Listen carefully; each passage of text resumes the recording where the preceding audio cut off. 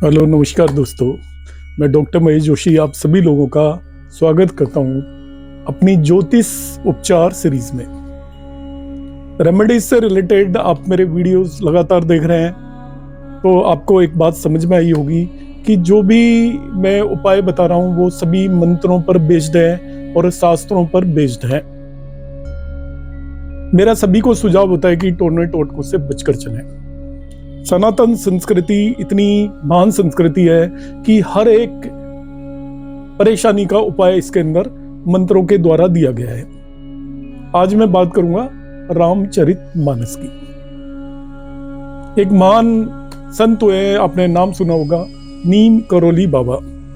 लोग कहते हैं कि वो हनुमान जी के रूप थे या हनुमान जी का अवतार थे या हनुमान जी उनकी फॉर्म में वहां पर प्रेजेंट थे, उपस्थित थे। तो नीम करोली बाबा के एक शिष्य से मेरी मुलाकात हुई प्रभु की कृपा से, और उन्होंने मुझे एक रेमेडी बताई सभी परेशानियों से छुटकारा पाने की। मैंने बहुत लोगों पर आजमाई और बहुत लोगों को बताया, अपने ऊपर भी आजमाई। तो आज मुझे मौका लगा, मेरे से कई फ्रेंड्स ने रिक्वेस्ट की तो मैंने कहा कि मैं सभी लोगों के साथ इसे शेयर करता हूं, तो आप लोग भी इसे अपने ऊपर आजमा सकते हैं। यह आपकी सभी परेशानियों में आपकी मदद करेगी। अभी आपने देखा होगा, मैं थोड़ी आधारशिला रखने की मेरी आदत है, तो मैं आपको बताना चाहूंगा। प्रभु राम विष्णु के अवतार थे। आपने वाल्मीकि रामायण सुनी होगी, ये किदवंती सुनी होगी कि वाल्मीकि जानवरों की शिकार किया करते थे, पक्षियों को मारा करते थे और हमेशा यही काम करते रहते थे, और वो लगातार मरा मरा मरा मरा मरा मरा मरा मरा बोलते रहते थे। और वो मरा मरा लगातार बोलने से राम राम में कन्वर्ट हो गया। और राम राम की महत्ता देखिए, आज वाल्मीकि स्वयं एक भगवान की तरह पूजे जाते हैं।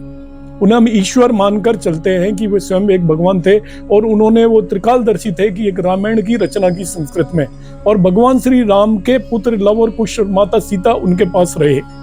तो राम नाम की इतनी बड़ी महत्ता है। आपको मालूम है, प्रभु श्री राम जब उन्होंने जन्म लिया और वो 14 वर्ष के वनवास में थे, तो सभी सप्त ऋषि उनका वहां पर इंतजार कर रहे थे कि प्रभु राम के दर्शन हो जाए। तो प्रभु राम के नाम से सभी कष्ट मिट जाते हैं। स्वयं नारायण भगवान विष्णु ने राम की फॉर्म में एक मर्यादा पुरुषोत्तम के फॉर्म में अवतार लिया था। मैं प्रेजेंट युग की बात करता हूँ। अभी भगवान श्री राम के मंदिर की प्राण प्रतिष्ठा हुई अयोध्या के अंदर, तो आपने देखा हमारे देश के प्रधानमंत्री श्री नरेंद्र मोदी, उन्हें किस चीज की कमी है। वो कई बार राज्य के मुख्यमंत्री रहे, इतने लंबे समय तक प्रधानमंत्री हैं, मगर उनके अंदर भी वो भगवान प्रभु श्री राम की प्राण प्रतिष्ठा की इच्छा थी। जो आदमी पूरी दुनिया में पॉपुलर है और वो ये चाहता था कि उसके हाथों से प्रभु श्री राम की प्राण प्रतिष्ठा हो, तो भगवान श्री राम को जिसने आइडेंटिफाई कर लिया, उसके लिए उनसे बड़ा दुनिया में कोई भी नहीं हो सकता। हमारे देश के एक बहुत बड़े उद्योगपति हैं, आपने सुना होगा, अनंत अंबानी, मुकेश अंबानी के पुत्र हैं। मैं भी उनका इंटरव्यू देख रहा था, आपने भी देखा होगा। उनसे पूछा गया कि आप प्रभु श्री राम की प्राण प्रतिष्ठा में गए थे, रामलला की में, कैसा महसूस हुआ? तो इस व्यक्ति ने क्या कहा कि ये मेरी जिंदगी का सौभाग्य है, मेरी जिंदगी के सबसे बड़ा दिन था। वो जो मुझे फीलिंग हुई, जो मुझे महसूस हुआ, वो जिंदगी में कभी ना हुआ है, ना हो सकता है। इन चीजों से आप समझिए उस चीज में कितनी विशालता है। ये मैं आपको इसलिए बता रहा हूं कि हम लोग उस धरा पर पैदा हुए हैं। हमारा सौभाग्य है जहां पर प्रभु श्री राम ने अपनी लीलाएं की और ऐसे आदर्श स्थापित किए। रामचरितमानस से बड़ा कोई भी ग्रंथ दुनिया में ना हुआ है, ना होगा।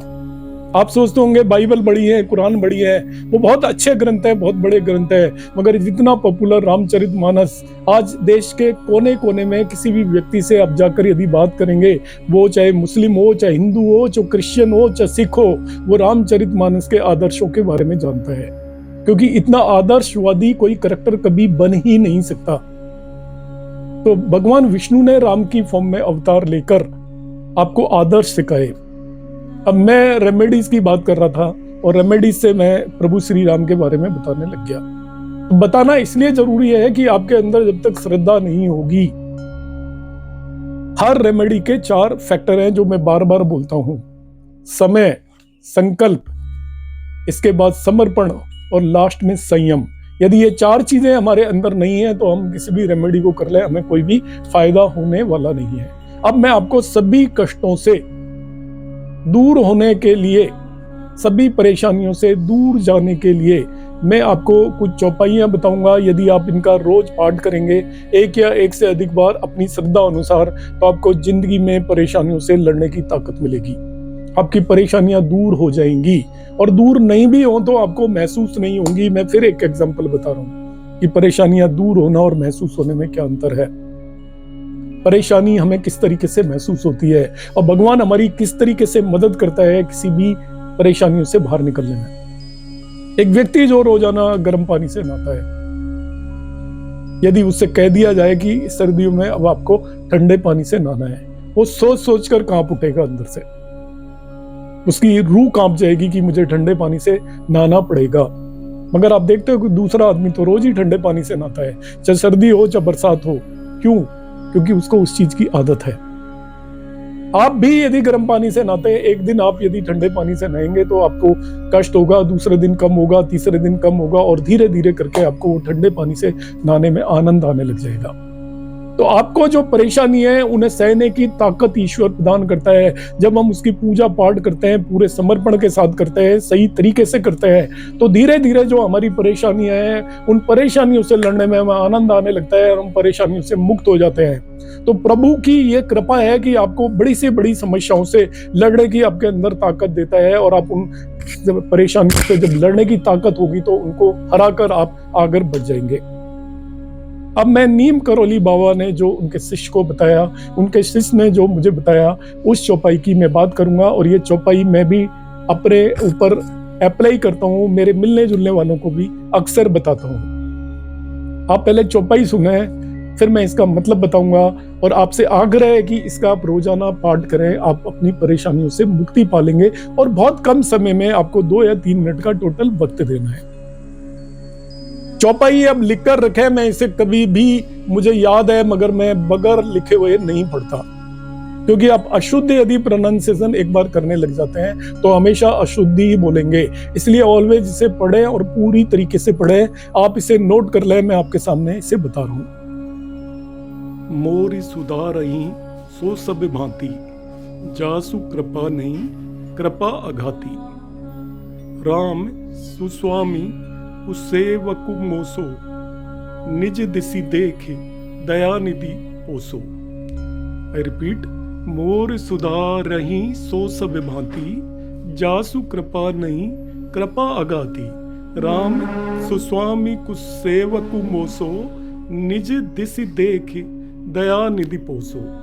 भावार्थ है इसका, वे श्री राम जी मेरी बिगड़ी सब तरह से सुधार लेंगे, जिनकी कृपा करने से नहीं अगाती। राम से उत्तम स्वामी और मुझ सरीखा बुरा सेवक, इतने पर भी उन दयानिधि ने अपनी ओर देखकर मेरा पालन किया है।